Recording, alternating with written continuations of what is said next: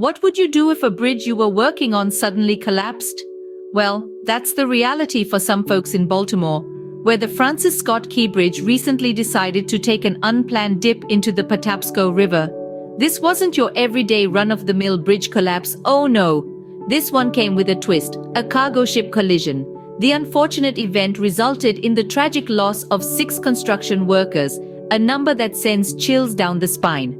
But, as they say, the show must go on, and the recovery efforts are in full swing. Enormous cranes are being employed, making the scene look like a giant's playground as they clear the wreckage and pave the way for rebuilding efforts. And speaking of rebuilding, President Biden has generously approved $60 million for the task. Divers, on the other hand, are on standby, waiting for safe conditions to recover bodies. It's a grim task, but a necessary one. But don't worry folks, the cargo ship crew is safe, so at least we know who to send the repair bill to. Now, who would have thought that a massive cargo ship could cause such a catastrophe? As we delve deeper into the Baltimore Key Bridge collapse, one can't help but wonder, were there any safety measures in place? You know, something to prevent a gigantic 984-foot container ship from playing bumper cars with a bridge? The incident has certainly raised eyebrows and questions about the bridge's safety features. Was the bridge's structural integrity on par with a house of cards? Or did the ship just have an irresistible urge to play Jenga with the bridge?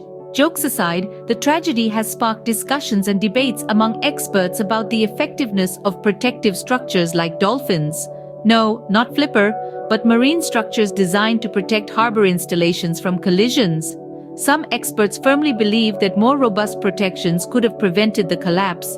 Others, however, argue that it's impractical to mitigate all risks. It's like trying to childproof a home with a toddler who's more determined than a cat on a laser pointer chase. And then there are those who suggest alternative solutions. How about using tugs to guide ships under bridges? It's like having a chaperone on a date, but with a ship and a bridge. Or imposing speed limits on the vessels, because nothing says adrenaline rush like a cargo ship going full throttle at 5 knots. But wait, there's more.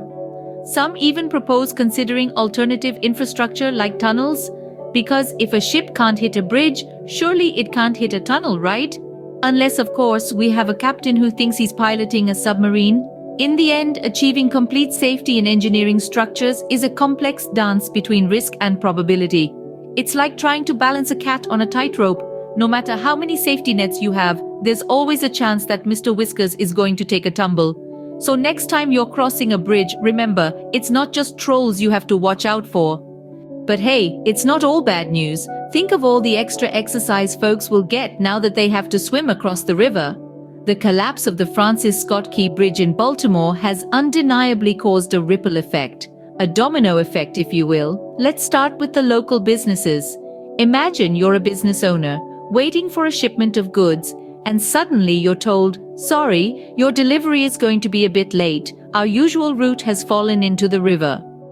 Talk about a Monday morning. From Amazon to Home Depot, FedEx to BMW, the impact of the bridge collapse is far-reaching. And it's not just about deliveries. The closure of the bridge has disrupted the entire traffic flow, making commutes longer and more challenging. But as they say, every cloud has a silver lining. With the bridge down, we might see an unexpected boost for local canoe rental businesses. Who knows, maybe paddle your way to work will become the next big trend in Baltimore. And let's not forget about the local swimming instructors. With the bridge out of commission, their business is about to take off. After all, it's a quick dip across the Patapsco River, right? And in a twist that Hollywood couldn't make up, it turns out this isn't the ship's first rodeo. That's right, our very own maritime matador, the Dali, has a history of playing chicken with bridges. Back in 2016, Dali had a head-on encounter with a bridge in Antwerp, Belgium. And no, the bridge didn't jump out in front of it. Now, I'm not saying the ship has a personal vendetta against bridges, but if I were a bridge, I'd be sleeping with one eye open. Seems like this Singapore flag container ship doesn't play well with others, especially if they're made of steel and concrete. It's a little like that one friend we all have who can't seem to avoid knocking over the vase every time they visit. Only in this case, the vase is a multi-million-dollar piece of infrastructure, and the clumsy friend is a giant cargo ship. So remember folks, if you see a container ship heading for a bridge, maybe give it a wide berth. So, what have we learned from all this? Well, apart from the undeniable fact that a 984-foot container ship and a bridge make for a disastrous tango, we've also discovered that the aftermath of such a dance-off can be quite a pickle. Businesses are scrambling, divers are diving, cranes are craning, and conspiracy theorists are, well, theorizing. The collapse of the Francis Scott Key Bridge has certainly made waves, and not just in the Patapsco River.